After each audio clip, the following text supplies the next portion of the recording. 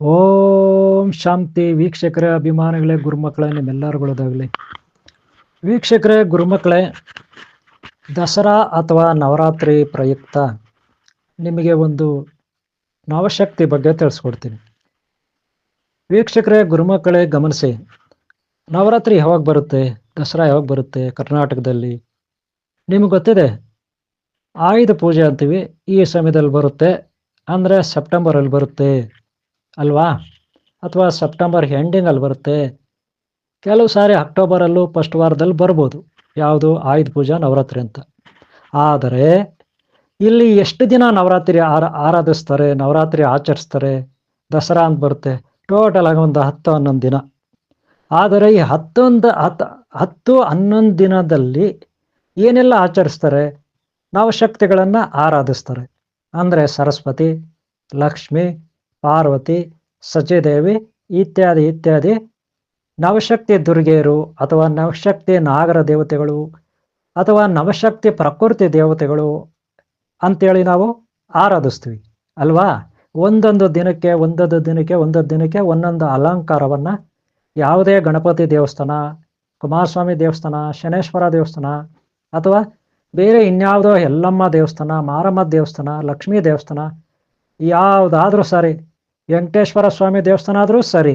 ಆದರೆ ಮೂರ್ತಿಗಳಿಗೆ ನವಶಕ್ತಿ ದುರ್ಗೆಯರ, ನವಶಕ್ತಿ ನಾಗರ ದೇವತೆಗಳ, ನವಶಕ್ತಿ ಮಾತೆಯರ ಅಲಂಕಾರವನ್ನು ಮಾಡಿ, ಆ ಡಿಸೈನ್ ಮಾಡಿ ಪೂಜೆ ಮಾಡ್ತಾರೆ ಅವತ್ತು ವಿಶೇಷವಾಗಿ ಆಯಾ ದಿನಗಳಲ್ಲಿ. ಒಂದೊಂದು ದಿನ ಒಂದೊಂದು ದೇವತೆಗಳು.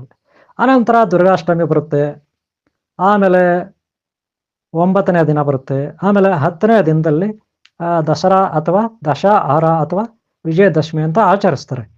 ಇದೆಲ್ಲರಿಗೂ ಗೊತ್ತಿರೋ ವಿಚಾರ ನಿಜ. ಆದರೆ ಸೆಪ್ಟೆಂಬರಲ್ಲಿ ಯಾಕೆ ಆಚರಿಸ್ತಾರೆ? ಇದರ ವೈಜ್ಞಾನಿಕ ಹಿನ್ನೆಲೆ ಏನು? ಆಧ್ಯಾತ್ಮಿಕ ವಿಜ್ಞಾನ ಏನು? ಆಧ್ಯಾತ್ಮಿಕಕ್ಕೂ ವಿಜ್ಞಾನಕ್ಕೂ, ಆಧ್ಯಾತ್ಮ ಅಂದ್ರೇನು, ವಿಜ್ಞಾನ ಅಂದ್ರೇನು? ನೋಡಿವ್ರೆ, ಬೇರೆ ಏನೂ ಅಲ್ಲ.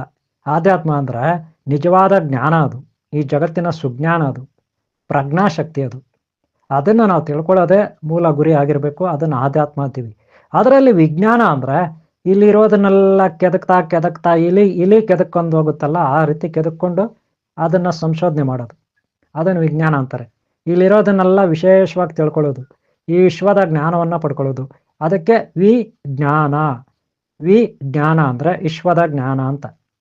ಆದರೆ ಆಧ್ಯಾತ್ಮ ಹಂಗಲ್ಲ. ಅದು ಅಂತರ್ಗತವಾದ, ನಮ್ಮಲ್ಲಿ ಇರ್ತಕ್ಕಂಥ, ಹೊರಗೆ ಇರ್ತಕ್ಕಂಥ, ಎಲ್ಲ ಕಡೆ ಇರ್ತಕ್ಕಂಥ ನಿಜವಾದ ಸತ್ಯ, ನಿಗೂಢವಾದ ಅತೀಂದ್ರಿಯ ಶಕ್ತಿಗಳ, ದೈವಿ ಶಕ್ತಿಗಳ ಒಂದು ಜ್ಞಾನವನ್ನು ತಿಳ್ಕೊಳ್ಳೋದು.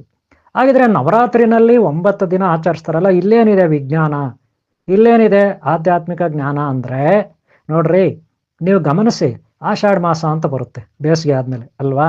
ಅದು ಯಾವುದು? 6ನೇ ತಿಂಗಳು ಅಥವಾ 7ನೇ ತಿಂಗಳು ಅಥವಾ 7-8 ಮಧ್ಯೆ ಬರುತ್ತೆ, ಅಥವಾ 8ನೇ ತಿಂಗಳೆಲ್ಲ ಬರುತ್ತೆ. ಬಹಳ ಭಯಾನಕವಾಗಿ ಗಾಳಿ, ಅಡ್ಡ ಮುಡ್ಡಿಗೆ ಗಾಳಿ ಬೀಸುತ್ತೆ ಹೊರಗಡೆ. ಅದು ಏನಕ್ಕೂ ಪ್ರಯೋಜನ ಇಲ್ಲ, ಬರೀ ಸೌಂಡು, ಬರೀ ಗಾಳಿ, ಏನೇನೋ ತರಳೆ ಮಾಡ್ತಾ ಇರುತ್ತೆ ಅಲ್ವಾ? ಅದನ್ನು ಆಷಾಢ ಮಾಸ ಅಂತಾರೆ. ಆ ಟೈಮಲ್ಲಿ ಯಾವುದೇ ಶುಭ ಕಾರ್ಯಗಳು ಮಾಡಲ್ಲ. ಯಾಕೆಂದ್ರೆ ಆ ಗಾಳಿನಲ್ಲಿ ಯಾರು ಮಾಡ್ತಾರ್ರಿ? ಮಳೆಯೂ ಇಲ್ಲ ಒಂದು ಕಡೆ, ಯಥೇಚ್ಛವಾದ ಗಾಳಿ, ಯಾರು ಮಾಡ್ತಾರೆ ಅಲ್ಲಿ? ಆ ಟೈಮಲ್ಲಿ ಒಳ್ಳೆ ಕಾರ್ಯಗಳು ಮಾಡಲ್ಲ. ಅದು ಆದಮೇಲೆ ನೋಡ್ರಿ ಸ್ಟಾರ್ಟ್ ಆಗುತ್ತೆ ಈ ನವರಾತ್ರಿ. ಗೊತ್ತಾಯ್ತಲ್ಲ? ಈಗ ಈ ನವರಾತ್ರಿನಲ್ಲಿ ಏನು ಪ್ರಾಬ್ಲಮ್ ಇದೆಯಪ್ಪ ಅಂದರೆ, ಭಾರಿ ಚಳಿ, ಹೊಸ್ದಾಗಿ ಚಳಿ ಪ್ರಾರಂಭ ಆಗುತ್ತೆ. ಚಳಿ ಎಲ್ಲಾದರೂ ಪ್ರಾರಂಭ ಆಗಲಿ, ಆದರೆ ಚಳಿ ಜೊತೆಗೆ ಅಡ್ಡ ಮುಡ್ಡಿ ಗಾಳಿ ಸ್ಟಾರ್ಟ್ ಆಗುತ್ತೆ. ಅದು ನೋಡ್ರಿ, ಆಷಾಢ ಮಾಸದಲ್ಲಿ ಇದ್ದಿದ್ದ ಗಾಳಿ ಆಮೇಲೆ ಸ್ವಲ್ಪ ದಿನ ಇರಲ್ಲ. ಶ್ರಾವಣ ಮಾಸ ಅಂತ ಬರುತ್ತೆ ಅಲ್ವಾ?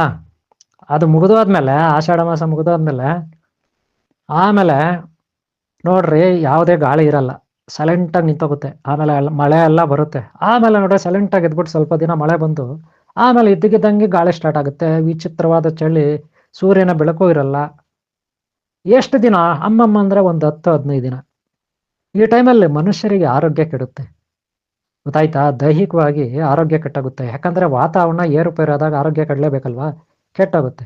ಅದಕ್ಕೆ ಈ ಟೈಮಲ್ಲಿ 9 ದಿನ 10 ದಿನ ಎಲ್ಲರೂ ಶುದ್ಧವಾಗಿರಬೇಕು. ಅದರಲ್ಲೂ ಹೆಣ್ಣು ದೇವತೆಗಳು, ಮಹಾ ಸರಸ್ವತಿ ಶಕ್ತಿ, ಮಹಾಲಕ್ಷ್ಮಿ ಶಕ್ತಿ, ಮಹೇಶ್ವರಿ ಶಕ್ತಿಯನ್ನು ಆರಾಧಿಸಬೇಕು.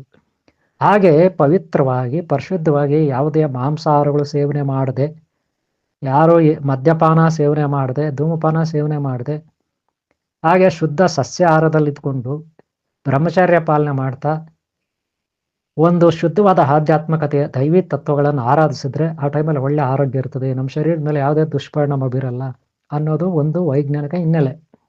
ಹಾಗೆ ಎರಡನೇದು, ನಾವು ಆಧ್ಯಾತ್ಮಿಕವಾಗಿ ಆ ಮಹಾಶಕ್ತಿ ಪ್ರಕೃತಿನಲ್ಲಿ ಇರ್ತಕ್ಕಂಥ ಒಂದು ನೆಗೆಟಿವ್ ಶಕ್ತಿಯನ್ನು ಹೋಗಲಾಡಿಸಿ ಪಾಸಿಟಿವ್ ಶಕ್ತಿಯನ್ನು ಆವಾಹನ ಮಾಡ್ಕೊಳ್ಳೋದು. ಆ ಟೈಮಲ್ಲಿ ನಾವು ವೀಕ್ ಆಗ್ತೀರ, ಪ್ರಕೃತಿ ಸಂಪೂರ್ಣವಾಗಿ ವೀಕ್ ಆಗಿರುತ್ತೆ ಚಳಿ ಗಾಳಿಯಿಂದ. ಕೇವಲ 10-12 ದಿನ ಗಾಳಿ ಬೀಸುತ್ತೆ ಅಷ್ಟೇ ಭಯಂಕರವಾಗಿ. ಸೆಪ್ಟೆಂಬರಲ್ಲಿ ನೀವು ಗಮನಿಸಿದ್ರೆ ಎಲ್ಲ ಗೊತ್ತಿಲ್ಲ. ಆದರೆ ನೋಡಿ, ಈಗ ದಸರಾ ಬರ್ತಾ ಇದೆ, ಆ ದಸರಾ ಬರೋಷ್ಟೊತ್ತಿಗೆ ಗಾಳಿ ನಿಂತೋಗುತ್ತೆ. ಅಂದರೆ ಅಮ್ಮಮ್ಮಂದ್ರೆ ಒಂದು ವಾರ ಅಷ್ಟೇ ಗಾಳಿ. ಅದು ನೀವು ಪ್ರತಿ ವರ್ಷ ಗಮನಿಸಿ, ಬಹಳ ಚಳಿ ಇರುತ್ತೆ, ಬಹಳ ಗಾಳಿ ಬೀಸುತ್ತೆ. ಆ ಟೈಮಲ್ಲೇ ಭಾರಿ ಕಷ್ಟ ಆಗ್ತಿರುತ್ತೆ. ಅಂಥ ಟೈಮಲ್ಲಿ ಭಾಳ ಮಿತಾಹಾರ ಅಂದರೆ ಕಡಿಮೆ ಆಹಾರ, ಶುದ್ಧವಾದ ಆಹಾರ, ಹಾಗೆ ದೇವಿ ಉಪಾಸನೆ ಹೀಗೆ ಮಾಡಿದ್ರೆ ಆಧ್ಯಾತ್ಮಿಕ ದೈಹಿಕವಾಗಿ ನಾವು ಆರೋಗ್ಯವಂತರಾಗ್ತೀರಿ. ಯಾಕಂದರೆ ಊಟ ಕಡಿಮೆ ಮಾಡ್ತೀರಿ, ಶುದ್ಧವಾದ ಆಹಾರ ಸೇವನೆ ಮಾಡ್ತೀವಿ, ಊಟ ಕಮ್ಮಿ ಮಾಡ್ತೀವಿ, ಹಾಗೆ ದೈವಿ ಧ್ಯಾನದಲ್ಲಿ ಇರ್ತೀವಿ. ಆಗ ನಮಗೆ ಶಾರೀರಿಕವಾಗಿ ಒಳ್ಳೆ ಆರೋಗ್ಯ ಲಭಿಸುತ್ತೆ ಆ ದಿನಗಳಲ್ಲಿ. ಹಾಗೆ ಮನಸ್ಸಿಗೆ ದೈವಿ ಜ್ಞಾನ ಇರುತ್ತೆ. ಇದೇ ಇಲ್ಲಿನ ಸತ್ಯ. ಈಗ ಅರ್ಥ ಆಯ್ತಲ್ಲ? ಇದು ಅಂತರ್ಗತವಾದ ಒಂದು ಸತ್ಯವನ್ನು ನಾನು ನಿಮ್ಮ ಮುಂದೆ ಇಟ್ಟಿದ್ದೀನಿ. ಈ ಟೈಮಲ್ಲಿ ಸಿದ್ಧಿಗಳು ಮಾಡ್ಕೊಳ್ತಕ್ಕಂಥದ್ದು, ಚಾಮುಂಡೇಶ್ವರಿ ಆದಿಶಕ್ತಿ ಪರಾಶಕ್ತಿಯನ್ನು ಆರಾಧನೆ ಮಾಡ್ತಾ, ಹಾಗೆ ನವಶಕ್ತಿಗಳು ಸಪ್ತಮಾತೃಕೆಯರು, ನವಶಕ್ತಿ ದುರ್ಗೆಯರು, ಇವ್ರನ್ನೆಲ್ಲ ಆರಾಧನೆ ಮಾಡ್ತಾ ಪ್ರಕೃತಿನಲ್ಲಿ ನಾವು ಶಕ್ತಿಗಳನ್ನು ಸಿದ್ಧಿಗಳನ್ನು ಮಾಡ್ಕೊಳ್ತಕ್ಕಂಥದ್ದು. ಯಾಕಂದರೆ ಭಾಳ ಚಳಿ ಇರುತ್ತೆ, ಗಾಳಿ ಬೀಸ್ತಾ ಇರುತ್ತೆ. ಇಂಥ ಟೈಮಲ್ಲಿ ನಾವು ಸಿದ್ಧಿಗಳು ಮಾಡ್ಕೊಳ್ಳೋಕ್ಕೆ ಒಂದು ಒಳ್ಳೆ ಪ್ರಶಸ್ತವಾದ ವಾತಾವರಣ.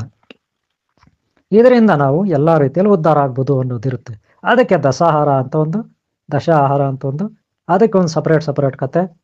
ನಾನಾ ರೀತಿಯ ರಾಕ್ಷಸರನ್ನ ಕೊಂದಿದ್ದು ಚಾಮುಂಡೇಶ್ವರಿ, ಫೈನಲ್ ಆಗಿ ಮಹಿಷಾಸುರನ್ನ ಕೊಂದಿದ್ದು, ಇದೆಲ್ಲ ಏನೇನೋ ಕತೆಗಳು ಬರುತ್ತೆ. ಇರಲಿ, ಅವರವರ ಮನಸ್ಥಿತಿ, ಅವರವರ ಜ್ಞಾನ ಮಟ್ಟಕ್ಕೆ ತಕ್ಕಂತೆ ಈ ಜಗತ್ತಿನಲ್ಲಿ ಎಲ್ಲ ರೀತಿಯ ವಾತಾವರಣ ಇರುತ್ತೆ. ಓಕೆನಾ? ಇಷ್ಟು ಇಲ್ಲಿನ ವಿಚಾರ. ಈಗ ನಾನು ನಿಮ್ಗೆ ಹೇಳ್ತಾ ಈ ಒಂದು ಸಬ್ಜೆಕ್ಟನ್ನು ನಾನು ಇಲ್ಲಿಗೆ ಮುಗಿಸ್ತಾ ಇದ್ದೀನಿ. ಗೊತ್ತಾಯ್ತಲ್ಲ? ಹಿಂದೆ ನಾನು ಸೃಷ್ಟಿ ಶಕ್ತಿ, ಬ್ರಾಹ್ಮಿ ಶಕ್ತಿ, ಪರಬ್ರಹ್ಮಣ ಶಕ್ತಿ, ಗ್ರಹ ತಾರೆ ನಕ್ಷತ್ರ, ಗುಡಿ ಗೋಪುರ, ಬೆಟ್ಟ ಗುಡ್ಡ, ನದಿ ಸಾಗರ, ಗಿಡ ಮರ ಬಳ್ಳಿ ಹಾಗೂ ಕ್ರಿಮಿಕೀಟಾದಿಗಳು, ಪ್ರಾಣಿಗಳು, ಪಕ್ಷಿಗಳು, ಅದರ ಬಗ್ಗೆ ಎಲ್ಲ ಸೃಷ್ಟಿ ಮಾಡಿದಂಥ ಬ್ರಹ್ಮದೇವ, ಆತನನ್ನು ನಾವು ತಿಳ್ಕೊಬೇಕಾದ್ರೆ ಸರಸ್ವತಿ ಅನ್ನೋ ಒಂದು ವಿದ್ಯಾಶಕ್ತಿ ಬೇಕು. ಅದ್ರ ಬಗ್ಗೆ ನಾನು ಎಪಿಸೋಡ್ 1 ಭಾಗ 1 ನಾನು ಈಗಾಗಲೇ ಅಪ್ಲೋಡ್ ಮಾಡಿದ್ದೀನಿ ಇದೇ ನಿಮ್ಮ ಚಾನಲ್ನಲ್ಲಿ. ಓಕೆನಾ? ಅದನ್ನು ನೀವು ನೋಡಿಲ್ಲ ಅಂದರೆ ನೋಡಿ. ಹಾಗೆ ಎರಡನೇದಾಗಿ ಕ್ರಿಯಾಶಕ್ತಿ. ಯಾವ ವಸ್ತು ಈ ಜಗತ್ತಿನಲ್ಲಿ ಸೃಷ್ಟಿ ಆಗುತ್ತೆ, ಅದು ಗಿಡ ಆಗಲಿ, ಬಳ್ಳಿ ಆಗಲಿ, ಮರ ಆಗಲಿ, ಪ್ರಾಣಿ ಆಗಲಿ, ವಸ್ತು ಆಗಲಿ, ಅದು ಸೃಷ್ಟಿ ಆದಮೇಲೆ ಕ್ರಿಯಾಶಕ್ತಿಗೆ ಒಳಗಾಗಲೇಬೇಕು. ಅದನ್ನು ವಿಷ್ಣು ಶಕ್ತಿ ಅಂತೀವಿ. ಫೈನಲ್ ಆಗಿ ಲಯಕಾರಕ ಶಕ್ತಿ, ಇದು ಚಾಮುಂಡೇಶ್ವರಿ ಶಕ್ತಿ. ದುಷ್ಟ ಶಕ್ತಿಗಳು, ಅಜ್ಞಾನ, ಅಂಧಕಾರ ನಾಶ ಆದಮೇಲೆ ಉಳಿಯೋದೇ ಸಿದ್ಧಿಗಳ ಶಕ್ತಿ, ಮಾಂತ್ರಿಕ ಶಕ್ತಿ, ಯಂತ್ರ ತಂತ್ರ ಮಂತ್ರಗಳ ಶಕ್ತಿ, ಅದೇ ಚಾಮುಂಡೇಶ್ವರಿ ಶಕ್ತಿ, ಆದಿಪರಾಶಕ್ತಿ ಶಕ್ತಿ. ಈಗ ಅರ್ಥ ಆಯ್ತಾ? ಇಷ್ಟು ನವಶಕ್ತಿ ದಸರಾ ಬಗ್ಗೆ ಇರ್ತಕ್ಕಂಥ ವಾತಾವರಣದ ಒಂದು ವೈಜ್ಞಾನಿಕ ಹಿನ್ನೆಲೆ ಬಗ್ಗೆ ನಾನು ಸ್ವಲ್ಪ ಮಾಹಿತಿಯನ್ನು ನಿಮ್ಗೆ ಕೊಟ್ಟಿದ್ದೀನಿ. ಹಾಗೆ ನೀವು ಒಳ್ಳೆ ಆರೋಗ್ಯ ಪಡಿಬೇಕು, ಅಮರತ್ವ ಪಡಿಬೇಕು, ದೇವತೆಗಳ ಒಂದು ಶಕ್ತಿ ಪಡಿಬೇಕು ಅಂದರೆ ಈ ಒಂದು ನಾಗಸೃಷ್ಟಿ ಚಾನಲನ್ನು ನೀವು ನೋಡಿ. ನಾಗಸೃಷ್ಟಿ ಚಾನಲ್ ಇರುತ್ತೆ, ಆ ಚಾನಲ್ ಈ ಸ್ಕ್ರೀನ್ ಮೇಲೆ ನೀವು ನೋಡ್ಬೋದು. ಅದನ್ನು ಸಬ್ಸ್ಕ್ರೈಬ್ ಮಾಡ್ಕೊಳ್ಳಿ. ನಾಗಸೃಷ್ಟಿ ಚಾನಲ್ನ ಸಬ್ಸ್ಕ್ರೈಬ್ ಮಾಡಿಕೊಂಡು ಅದರಲ್ಲಿ ಈ ಥರ ಒಳ್ಳೆ ವೀಡಿಯೋಗಳನ್ನು ನೀವು ನೋಡ್ಬೋದು. ಓಕೆನಾ? ಓಕೆ, ನಿಮ್ಗೆಲ್ಲರಿಗೂ ಒಳ್ಳೆಯದಾಗಲಿ. ಈ ವಿಡಿಯೋ ಇಷ್ಟ ಆದರೆ ಒಂದು ಲೈಕ್ ಮಾಡಿ, ಹಾಗೆ ಸಬ್ಸ್ಕ್ರೈಬ್ ಮಾಡ್ಕೊಳ್ಳಿ. ಹಿಂದಿನ ಭಾಗಗಳು ನೋಡಿ, ಮುಂದಿನ ಭಾಗಗಳು ನೋಡಿ. ಓಕೆ, ನಿಮ್ಮೆಲ್ಲರಿಗೂ ಒಳ್ಳೆಯದಾಗಲಿ. ಓಂ ಶಾಂತಿ, ಓಂ ಶಾಂತಿ, ಓಂ ಶಾಂತಿ.